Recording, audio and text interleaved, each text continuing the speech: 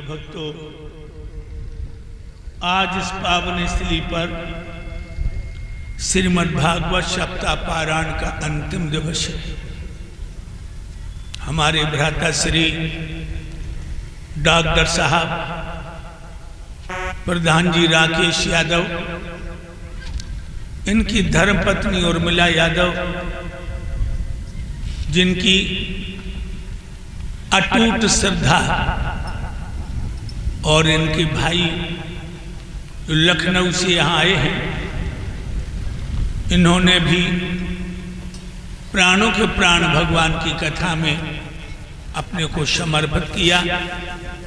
रजनीकांत और इनकी धर्मपत्नी सपना,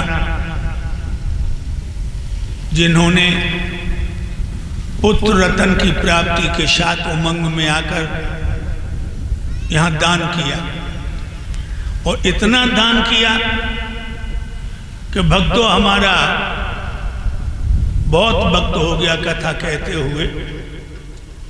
इतनी श्रद्धा की मूर्ति हमने भक्तों को नहीं देखा। हम भी इतना दान दिया है कि मुद्राओं से लेकर सोना तक जिन्होंने हमारे गले में डाल दिया, आज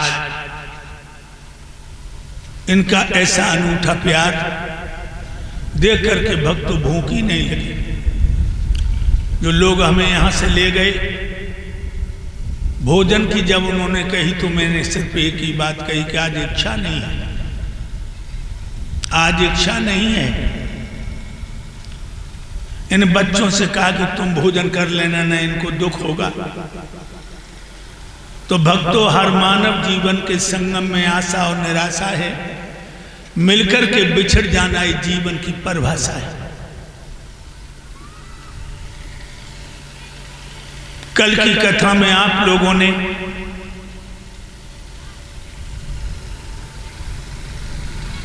भगवान कन्हैया की बाल लीलाओं के साथ मेरे कन्हैया ने कंस को खेल ही खेल में मार डाला, इस पावन गाथा का श्रवण किया था।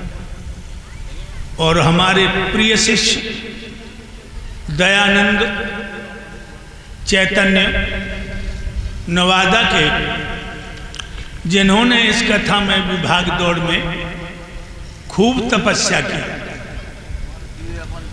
भाइयों, अभी आपने सुना कि जब कंस मारा गया तो कंस का जो ससुर था, मगध का राजा जरासंध, जिसकी 80 और प्राप्ति 2 लड़कियां कंस को ब्याही थी। जब पति मर जाता है तो औरत जले मुर्दे के समान हो जाती है। पति के न रहने पर औरत का सर्वस्व लुट जाता है।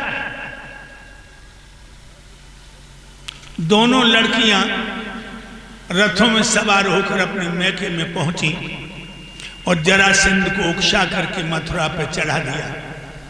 एक ही बार नहीं, 17 बार। 18वीं बार में कालीबाग चढ़ा। तो मैंने ये कल बताया था कि मेरे कन्हैया बहुत बड़े नेता थे। जब कालीबाग चढ़ा है तो कन्हैया ने समझ लिया कि जिस देश पर विदेशियों के बार बार हमले होते हैं, वो देश की जनता कालांतर तक गैरों की गुलामी करती है। और लोगों, हमारा देश भी तुम जन समझो आजाद है, ये गुलामी में अब भी जकड़ा है। भारत आजाद नहीं है, ये भारत स्वतंत्र है।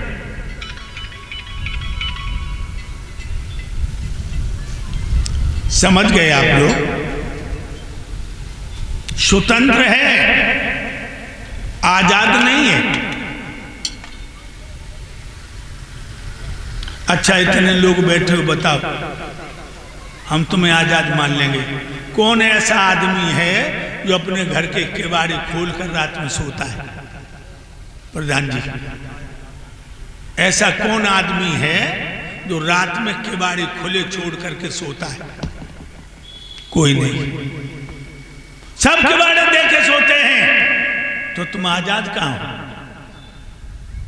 तुम स्वतंत्र हो, बीड़ी पीने में स्वतंत्र, दारू पीने में स्वतंत्र, चोरी करने में स्वतंत्र, मर्डर करने में स्वतंत्र। तुम आजाद नहीं हो। आजादी तब जब समझेंगे हम, जब मुझे किवाड़ देने की जरूरत नहीं पड़ेगी। जाइए केरल में, केरल में दुकान का गेट खोल करके चले जाते हैं। सोने चांदी की जहां खान है वहां किवाड़े नहीं दिए जाते। भगवान कन्हैया विश्वकर्मा के द्वारा समुद्र के ऊपर दोहरका बसवाते, जिसकी लंबाई चौड़ाई 48 कोस की। अपनी माया से भगवान ने सब यादव, जाट, गुजर, बघेल, जादौन, सोमवंशी सबको दोहरका में बसा लिया।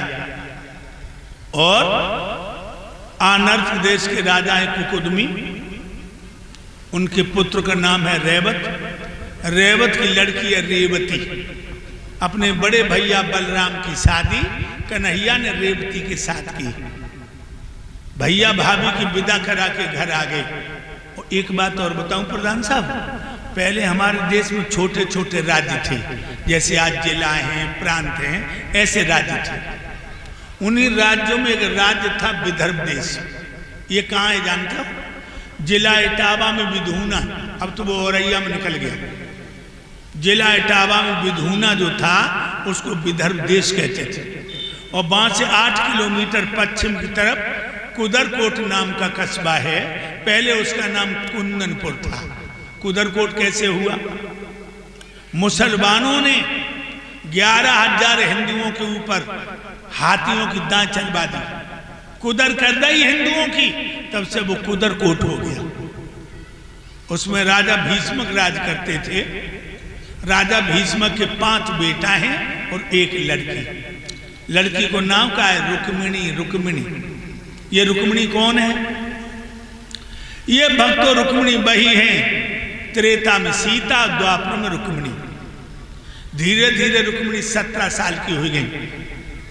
बहुत सुंदर है। जो और बताऊं आपको, जब सखियन के बीच में चलती हैं तो जल लगते हैं, चारों तरफ तारे, बीच में चंद्रमा। जेठ को महीना रहे, रुक्मिणी की सब सहेलियां इकट्ठी भाई। एक लड़की बोली, और बहना रात तो होते छोटी, दिन होते बड़ो, दीदी दिन ना कर रत का खेले ही खेलो। एक लड़की बोली, खेल हम बताएं? बता। आंख में चोनी खेलो। आंख में चोनी खेल जानती हो बहना? हो छोटी हो या तब खेलो है, छोटी जब हो या तब खेलो है। आंख में चोनी खेलो होते।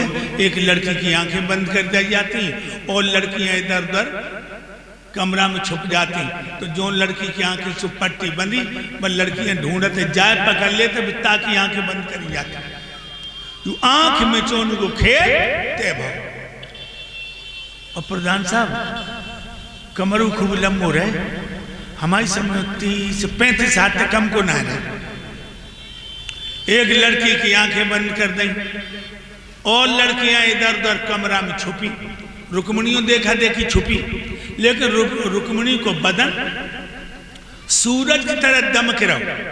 जो लड़की की आंखें पट्टी बंदी वह रुक्मिणी को पकड़ ले कर। और लड़कियां ठिठुर निकालने लगी, अरे रुक्मिणी तू सब खेल बिगाड़ रही है, खुद पकड़ जा तो हमें पकड़ा दे तेरी पगली। ये चंद बदन पे पर्दा कर, तूने तो अंधेरी रात में दोपहरी कर दे, दिव्य ज्योति को फैला कर। तो रुक्मिणी बोली, दीदी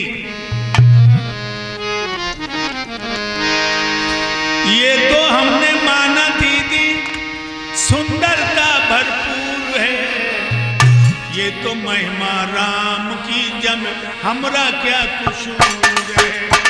ये तो महिमा राम की जम हमरा क्या कसूर है। और ये तो महिमा राम की जम हमरा क्या कसूर है।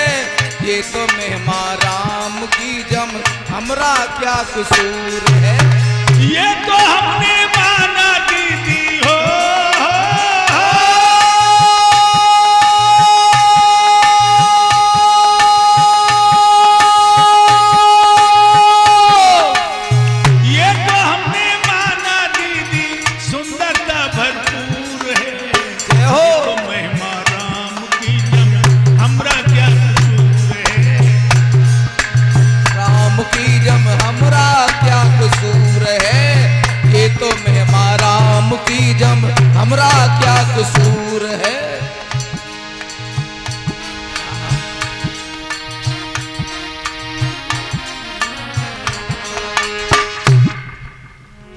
खेल बंद हो गया। सब लड़कियां अपने अपने घर चली गई, रुक्मिणी अपने घर आई और अटा पे ठारी हो गई। ऐसे रह गली, गली में देव ऋषि नारद बीणा बजा जाए और बड़ी मस्ती में गीत गा जाए। और रुक्मिणी में गीत को सुनने लगी, प्रधान साहब बहुत मीठो गीत, रसगुल्लो तो मीठो, कौन सो? ब्रजभूमि में हुआ है अवतार कन्हैया का, ब्रजभूमि में हुआ है अवतार कन्हैया का, ब्रजभूमि में हुआ है अवतार कन्हैया का, ब्रजभूमि में हुआ है। ब्रजभूमि में हुआ है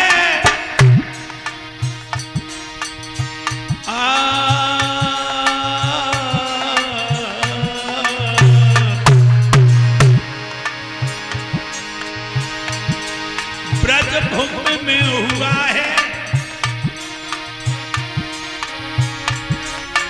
अवतार कन्हैया का।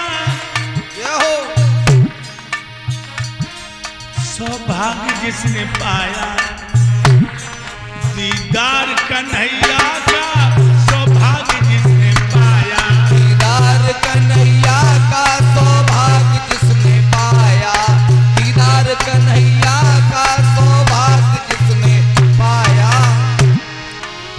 ओरे मोना बालो मेरी मानो या न मानो, मेरी मानो या न मानो, गुरुदेव